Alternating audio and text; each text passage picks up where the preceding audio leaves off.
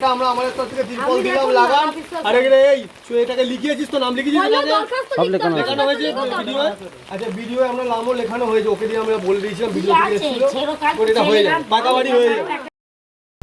টানা বৃষ্টির জের সকাল থেকে দক্ষিণবঙ্গের একাধিক জেলায় ভারী বৃষ্টি। এই মুহূর্তে আপনাদের হুগলি জেলার চণ্ডীতলা বিধানসভার গড়লগাছার ছবি দেখাচ্ছি। একাধিক জায়গা জলমগ্ন, আর এই পরিস্থিতিতে অসহায় মানুষদের পাশে দাঁড়ানোর বার্তা সুমন দত্তর।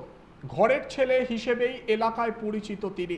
মানুষের বাড়ি ছুটে গেলেন, অসহায় মানুষদের হাতে তুলে দিলেন ত্রিপল।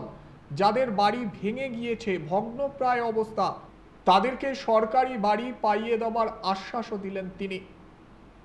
বিজেপি করেন, বহুদিন ধরেই রাজনীতির সঙ্গে যুক্ত, বিরোধী দল থেকে লড়াই, বর্তমানে ক্ষমতা বদল হয়েছে, রাজ্যে এসেছে তাদের দল। মুখ্যমন্ত্রী শুভেন্দু অধিকারীর অনুপ্রেরণায় কাজ করে চলেছেন তিনি। তবে বিপদের দিনে রাজনীতির রং নয়, মানুষের পাশে দাঁড়ানোই আসল ধর্ম, এমনটাই জানাচ্ছে সুমন।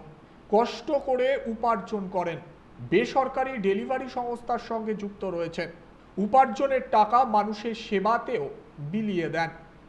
তাই গ্রামের মানুষ তাকে রাজনীতির নেতা হিসেবে নয়, ঘরের ছেলে হিসেবে ভালোবাসে।